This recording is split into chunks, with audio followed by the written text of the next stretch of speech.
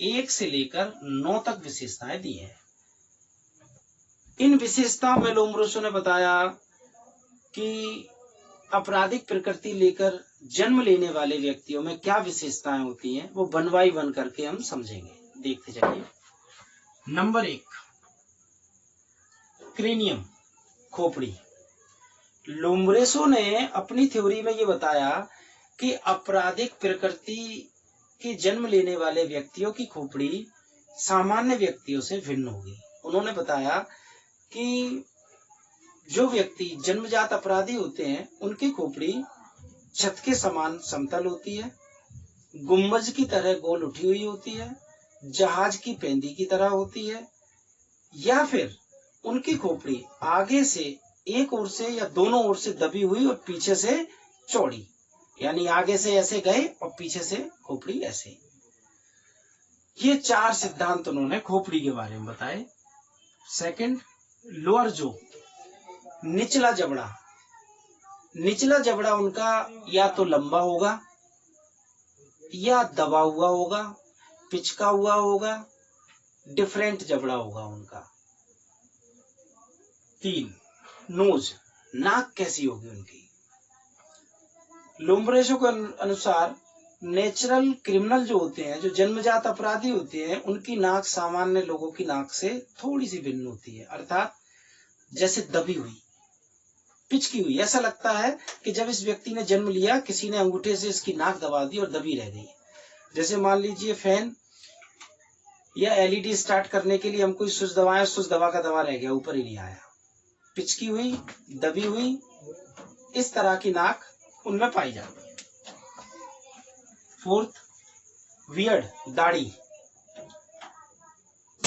Natural criminal में दाढ़ी छिटकी हुई होती है। छिटकी हुई यानी कि कहीं दाढ़ी है, कहीं नहीं है, कहीं है, कहीं नहीं है, कहीं एकदम से ज्यादा है, कहीं कम है। इस तरह की दाढ़ी लोम्ब्रोसो ने बताई है। 5th, insensitivity, असंवेदनशीलता। जन्मजात अपराधियों में संवेदनशीलता नहीं होती, बिल्कुल असंवेदनशील होते हैं। उन्हें कोई दर्द नहीं होता, कोई तकलीफ नहीं होती।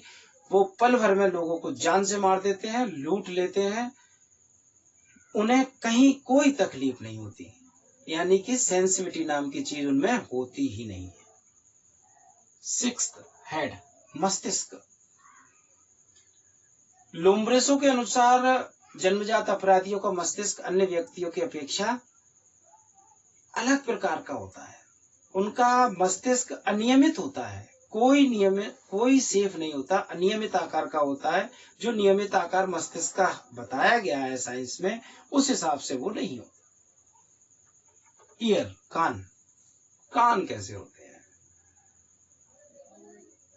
इनके द्वारा बताए हुए आपराधिक नेचर रखने वाले व्यक्ति के कान मोटे, आगे से चिपके हुए और पीछे की ओर ऐसे उठे हुए। ऐसा लगता है किसी ने 2 आम के पत्ते किसी व्यक्ति के पीछे लगा दिए ऐसे। 8, टीथ, दांत कैसे होते हैं? इनके दांत आड़े तिरछे अनियमित आकार के होते हैं, और लोम्ब्रोसो का ऐसा भी कहना है कि जन्मजात अपराधियों में दांत आड़े तिरछे अनियमित आकार के होंगे और अकलदाढ़ नहीं होती है, ऐसा लोम्ब्रोसो का कहना है। 9, आईब्रो, भौहें कैसी होती है? आईब्रो, ये देख रहे हैं आप, आईब्रो इनमें ऐसी पाई जाती है जैसे नशे में कोई व्यक्ति खड़ा हो और उसकी भौहें चढ़ी हुई हो, नशे में या क्रोध में, आवेश में, ऐसी आईब्रो इनकी पाई जाती है। कंक्लूजन,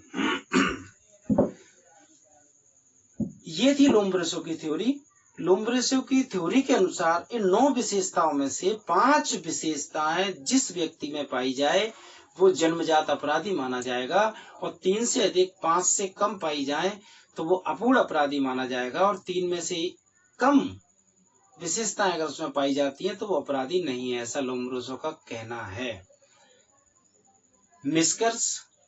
निष्कर्ष में यही निकला कि अगर इनकी थ्योरी को मानते हैं तो नीचे जो 3 बात मैंने कही, 5 विशेषताएं होने पर अपराधी, 3 से अधिक 5 से कम होने पर अपूर्ण अपराधी, 3 से कम होने पर अपराधी नहीं है। ये 3 बातें निष्कर्ष में निकली हैं जो इन्होंने अपने फैक्ट में कही। लेकिन मेरा ऐसा मानना है कि लोम्ब्रेसो की थ्योरी अपने आप में कहीं सिद्ध तो होती है लेकिन कारगर नहीं है। हम अगर ये कहें कि ये एक ऐसा फार्मूला है जिस पर रखकर हम लोगों का आकलन करें, लोगों को परखें और जो इस फीचर्स के हों, जिनमें ये विशेषताएं हों, उनको हम अपराधी समझ बैठे, तो मुझे लगता है शायद अन्याय हो जाएगा। क्योंकि कई ऐसे होनहार लोग होते हैं जिनके दांत छिटके हुए होते हैं, दाढ़ी छिटकी हुई होती है, नाक दबी हुई होती है, सर गुम्बद के समान उठा हुआ होता है, दाढ़ी कम होती है, थोड़ी नीचे होती है।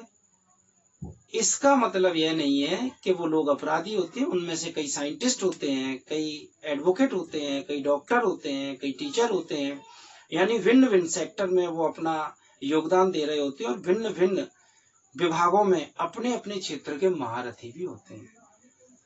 तो जहां तक मेरा सवाल है, ये थ्योरी हो सकता है कहीं सेट हो सके, किसी पर लागू हो सके, लेकिन ये जरूरी नहीं है कि हर समय हर स्थान पर ये सही हो।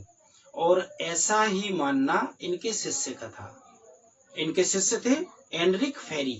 एनरिक फेरी ने भी निष्कर्ष में यही कहा कि थ्योरी हो सकता है कहीं मान्य हो, लेकिन 101% इस बात की श्योरिटी नहीं है कि ये प्रूव्ड है। बच्चों, आज का मेरा वीडियो लेक्चर यहीं समाप्त होता है और criminology, penology and criminal administration subject पर आगे भी आप मेरे वीडियो अपलोड देखेंगे। Mahatma Gandhi college of law द्वारा इस सब्जेक्ट पर और भी वीडियो अपलोड होते रहेंगे। आप मेरे वीडियो लगातार देखते रहें। उम्मीद करता हूं आपको इनसे लाभ मिलेगा। धन्यवाद।